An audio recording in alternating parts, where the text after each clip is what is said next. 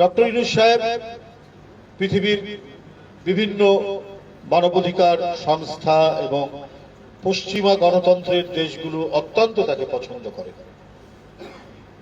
এবং এদেশের মানুষ পছন্দ করে যে দেশের একজন গুণী মানুষ যিনি আন্তর্জাতিক সম্মান নিয়ে এসেছেন।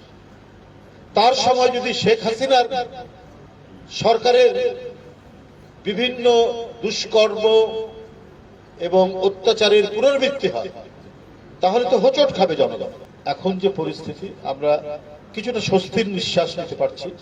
আমরা ডানে বামে তাকিয়ে চলতে হচ্ছে না, কিন্তু সংখ্যা কিন্তু দিন দিন আমাদের বাড়ছে।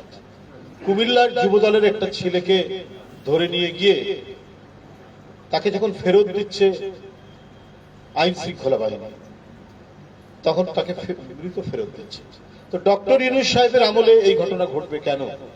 যদি ওই ছেলেটি অপরাধী হয় তাকে গ্রেপ্তার করে আইনের আওতায় নিয়ে যেতে পারে, কিন্তু গ্রেপ্তার করে ভয়াবহ টর্চার করে মেরে ফেলে বাপ্পার কাছে ফেরত দেওয়া, এটা এই আমলে হবে কেন?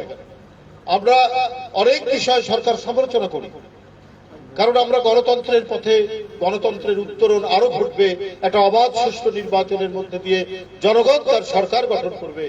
এই একটা পরিবেশের মধ্যে দিয়ে যখন এসছি, যখন একটা ভয়ঙ্কর রক্ত পিপাসু এক দানবকে বাংলাদেশ ছাড়তে বাধ্য করেছে দেশের শিশু, কিশোর, তরুণ, ছাত্র জনতা, সেই দেশে কেন আবার শেখ হাসিনার বিচার বহির্ভূত হত্যার ঘটনার পুনরাবৃত্তি?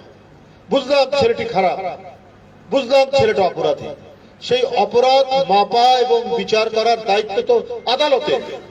সেই আদালত যাতে ঠিক মতো কাজ করতে পারে, নির্ভয়ে কাজ করতে পারে, ন্যায় বিচার করতে পারে, এইটা নিশ্চিত করার দায়িত্ব জনগণের সমর্থিত একটি সরকারের। আর ডক্টর ইউনূস সাহেবের সরকারকে এদেশের গণতন্ত্রকামী মানুষ সমর্থন করেছে। হ্যাঁ, চাল ডালের দাম বাড়ছে, চালের দাম এখনো অনেক তীব্র, আবার কিছু কিছু জিনিসের দাম কমেও এসছে। আমরা তো এইভাবেই সমালোচনা করব। সরকারের ভালো পদক্ষেপগুলোর আমরা সমর্থন দিব, কিন্তু যেগুলো ব্যর্থ হচ্ছে সেগুলোর জন্য সমালোচনা করব। একটা গণতান্ত্রিক সরকার তো সমালোচনাকে গ্রহণ করা, বরণ করা, সেই বরণ করার মধ্যে দিয়ে সেই সরকারের শ্রেষ্ঠত্ব নির্ভর করে। তো ডক্টর ইউনূস নির্বাচিত সরকার না হলেও সমস্ত রাজনৈতিক দলের সমর্থিত সরকার, অর্থাৎ জনগণের সমর্থন আছে, কিন্তু সেই সরকারে আবার হাসিনার আমলের পুনরাবৃত্তি হবে।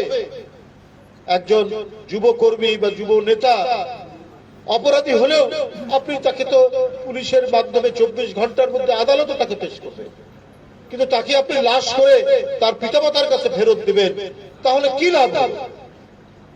এই যে এত রক্তাক্ত লাশ, এত রক্ত স্রোত, রাজপথে রক্তের আলপনা,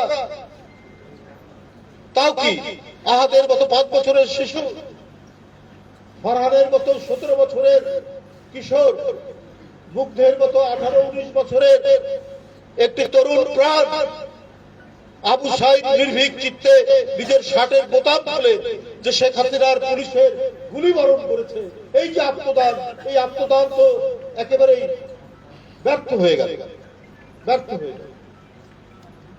এটা তো কেউ কাম্য হতে পারে না।